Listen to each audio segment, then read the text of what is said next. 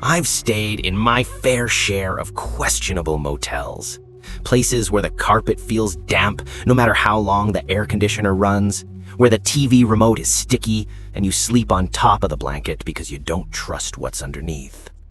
But nothing, and I mean nothing, prepared me for the stories I uncovered about the kinds of motels people don't talk about. The kind where something in the walls remembers you, watches you, waits for you. $59 a night, free parking, continental breakfast. It sounds innocent enough, but trust me, some of these places are cheap for a reason. So, welcome back to the IMR Scary Tales. I'm your host, and tonight we're diving into the dark underbelly of budget motels. I'm not telling urban legends. I'm not reading creepypasta. These are real incidents, confirmed by police reports, news coverage, security footage, and the terrified testimonies of people who were unlucky enough to check in. Just thinking about it makes my stomach tighten, because most of us have been in these places. Most of us have rolled into some roadside motel at 2 a.m., bone-tired, telling ourselves it's just for the night. Most of us never look behind the curtains. We don't check under the bed. We ignore the weird stains on the ceiling and tell ourselves we're imagining the noises. But some guests, they didn't imagine anything. And once you hear what happened in these rooms, you might never sleep comfortably on a road trip again. The first story I dug into didn't start as a ghost story. It didn't start as a murder investigation. It started at a hotel that should have been safe. A place that, on paper, looked perfectly normal. The Cecil Hotel, downtown Los Angeles. Built in 1924. It was supposed to be glamorous. Marble lobby, gilded elevators, elegant suites. The kind of place that wanted to compete with the best of the best. But the Great Depression crushed the dream. The neighborhood decayed, and by the 1950s, the Cecil had become a cheap, last resort motel. $14 a night, no questions asked. And death followed it like a shadow. By 1931, guests and staff had already started to whisper about the woman who jumped, the man who never checked out, the room they won't rent anymore. Over the next several decades, the body count at the Cecil climbed. Accidents, overdoses, suicides, murders, until the hotel earned a nickname that still sends shivers through anyone in law enforcement. The Hotel Death Built. And the guests it attracted, well, that's where the story turns from tragic to nightmarish. In 1985, Richard Ramirez, the Night Stalker, rented a room on the 14th floor while he was actively murdering people across Los Angeles. He'd return to his room, caked in blood, throw his clothes in the dumpster out back, and walk barefoot through the lobby. Nobody questioned him. That's the kind of place the Cecil had become.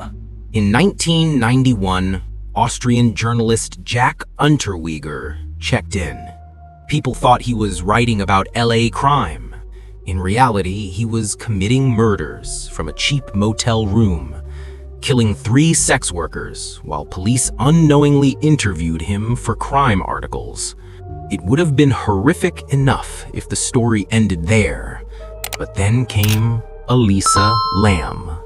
January 2013, a student from Vancouver, traveling alone, staying in a shared hostel room.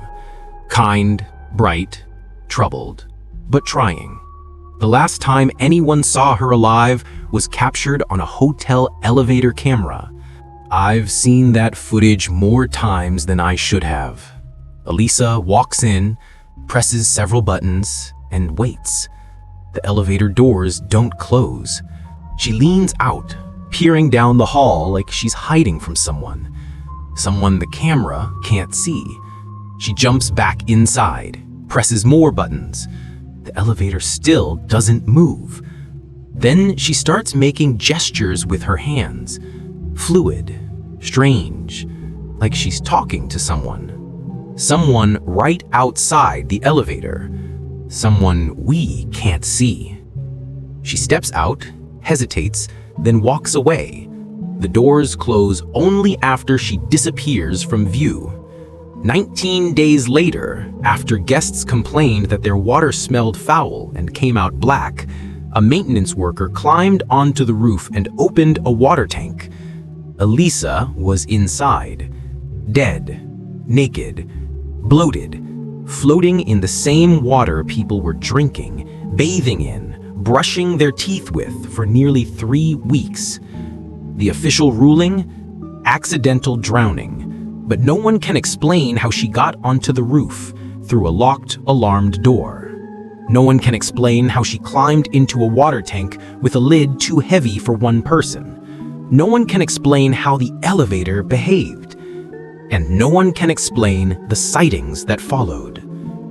Guests reported seeing a wet girl walking the hallways at night, turning corners, dripping, leaving no footprints. Housekeepers claimed faucets turned on by themselves, elevators opening on floors no one had pressed. The Cecil closed in 2017, reopened in 2021, and closed again. Even now, residents of the converted building report the same things: cold spots in hallways, voices in empty rooms, and the overwhelming sense that the building itself is alive. That was the first motel on my list, the first story, and it already had me questioning every motel I'd ever stayed in.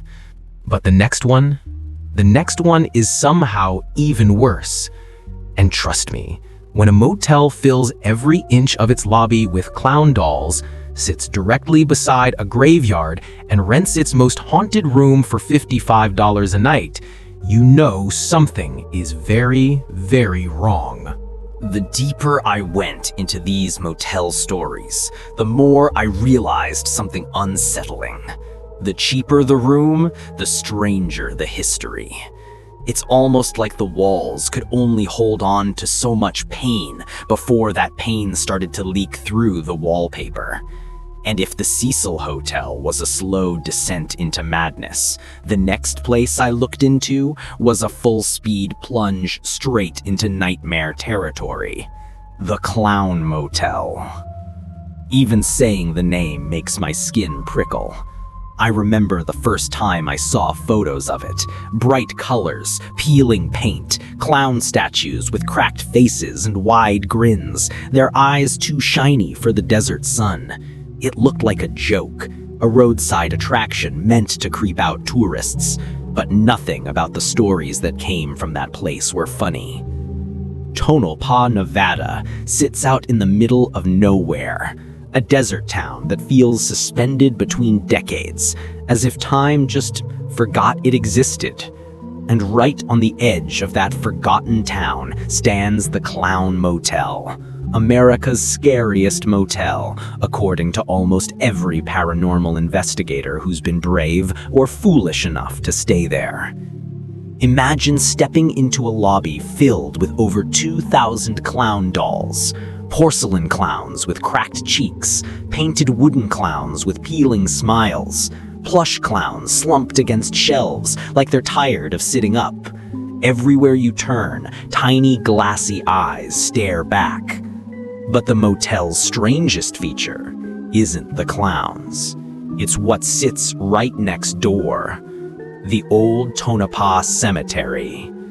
You walk out of the lobby, and 10 steps away are the headstones of miners who died more than a century ago. Men who suffocated in mine collapses, who burned, who drowned in the dark tunnels beneath the desert. Plague victims, children who didn't survive brutal winters. Rows of graves with faded wooden markers and rusting metal plaques. So you've got a motel full of disturbing clowns sitting beside a graveyard full of violent deaths. That combination alone should send anyone running. Instead, people check in daily, laughing nervously, treating it like a haunted house attraction. But the Clown Motel doesn't care if you're laughing. It'll still follow you to your room. And room 108? That room is why so many people never come back. In 2017, a traveler named Michael checked into room 108. He wasn't a paranormal enthusiast. He wasn't looking for a spooky experience. He was just a guy driving cross-country who needed a cheap bed for the night. He tossed his bag on the chair, kicked off his boots, and collapsed on the mattress. At 3:47 a.m., he woke up, unable to move. Sleep paralysis happens, fine, but sleep paralysis doesn't explain the figure standing at the foot of his bed. Michael described it as tall, darker than the room around it, without a clear form, like a person made out of a shadow. He tried to speak, tried to scream. Nothing came out. The figure leaned closer, inches from his face, and then he felt cold, damp breath brush across his skin. "You shouldn't have come here," it whispered. Michael blacked out. When he woke up, he was on the floor with 3 bleeding scratches across his chest and a bruise on his throat shaped like a hand. He packed his bags and left before sunrise, didn't even stop at the office. He shared his experience online, and what happened next surprised everyone, including me. Other guests came forward. A couple staying in room 210 said their motel door opened and closed all night without anyone on the other side. When they tried to leave, the door refused to open, like someone was holding the knob from outside. They were trapped until dawn, when the door suddenly swung open on its own. A man in room 214 recorded audio of children laughing inside his room at 4 in the morning. He was alone, and the rooms on either side of him were unoccupied. But the story that stuck with me the most came from a paranormal investigator named Sarah Chen, who checked into the motels specifically to document its activity. She set up cameras, recorders, EMF detectors, everything. At 11:47 p.m., all her equipment died at once. Batteries drained, backup batteries drained, her phone shut off, her camera shut off, everything. She sat in total darkness. That's when she heard carnival music, low, warped, like it was playing through a broken speaker. It came from behind the walls, slowly at first, then louder. Then the clown dolls in her room, every single one of them, turned their heads toward her. Sarah ran, left her equipment behind, drove straight to Las Vegas without stopping. She refused to ever talk publicly about the rest of what she experienced that night, and she's one of the bravest investigators I know. Still, the Clown Motel stays open, $55 a night, fully booked on weekends. People treat it like a photo op, a fun dare, a quirky stop on a desert road trip. They don't understand that some places are haunted by choice, and some places are haunted because something in the walls wants you there. By the time I finished reading the Clown Motel accounts, I needed a second to breathe, to shake off the image of those dolls turning their heads in the dark. But the next case didn't give me any comfort. In fact, it might be the one that bothers me the most. Because the next motel, it shouldn't exist. Not on maps, not on records, not in any official database. Travelers call it the Sundowner Motel. And the moment I started digging, the more I realized this story wasn't about a building. It was about a trap. The Sundowner Motel terrified me more than any ghost, demon, or cursed building ever could.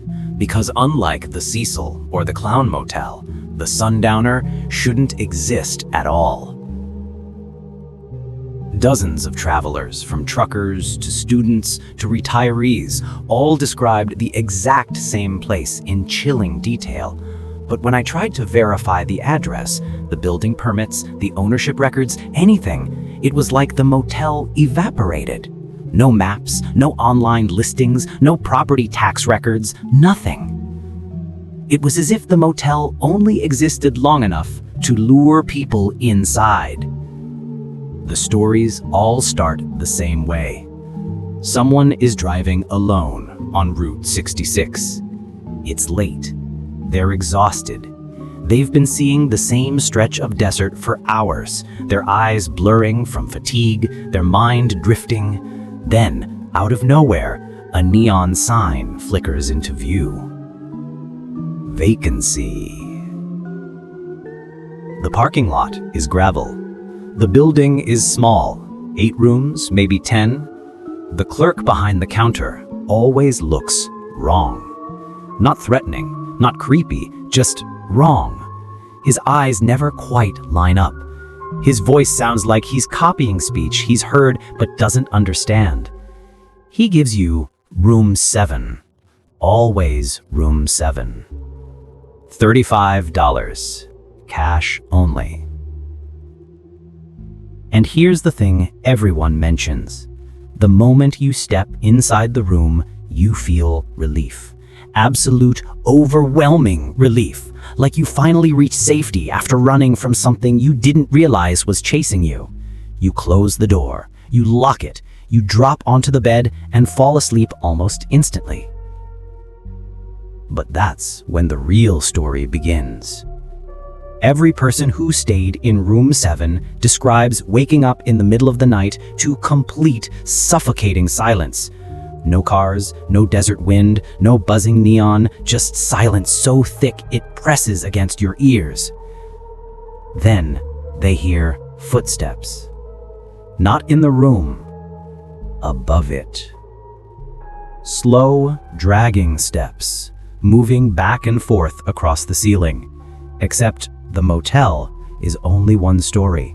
There is no upstairs. When the footsteps stop, something else begins. Breathing. Deep, slow, ragged breathing coming from the closet. The kind of breathing you only hear when someone is inches away in the dark. When people try to move, they can't. Their limbs feel like they're encased in concrete. Their chest tightens. Their vision blurs at the edges. Several travelers describe a figure crawling out of the closet toward them, its movements jerky and stiff, its body too long, too thin, like it was assembled wrong. One man swore the thing climbed onto the bed and pressed its face inches from his. But the face wasn't human. It was like a badly drawn version of one. Eyes too wide, mouth too straight, skin too smooth, like whatever was in that room was wearing the idea of a person instead of being one. And then the whisper comes. You shouldn't have stopped. Everyone hears it. Every single person. Some manage to break free and run. Others black out. A few find themselves back on the highway with no memory of how they got there. But here's the detail that haunts me. Every person who escaped described looking in their rearview mirror and seeing the neon sign flicker behind them. Vacancy, vacancy, vacancy. Like the motel was calling them back. One trucker said the sign suddenly changed to "Come back." He refused to drive that stretch of highway again. I don't know what the Sundowner Motel is. A hallucination? A shared nightmare? Something supernatural wearing the shape of a building? But something about it feels predatory, intelligent, selective. Like it appears exactly when someone is too tired, too alone, too vulnerable to question what they're seeing. Maybe that's why it doesn't show up on maps. Maybe it doesn't want to be found. It wants you to find it.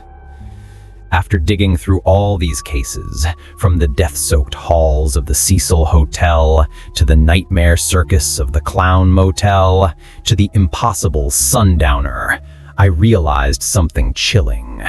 Budget motels aren't scary because they're cheap. They're scary because you never know who slept there before you, or what still might be sleeping there now. And tonight, After telling you all of this, after replaying every detail, every testimony, every security video, there's one thing I know for sure. I'm never staying in a roadside motel again. And if you're smart, you won't either.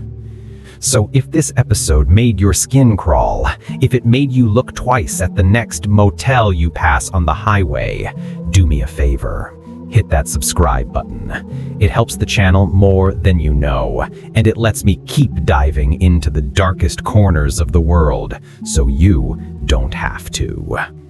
Drop a comment below if you've ever had a paranormal encounter in a hotel or motel. I read every single one. And who knows, you might hear your story in the next episode. Until then, travel safe, keep your doors locked, and avoid any motel that seems too cheap to be real. Because sometimes it is.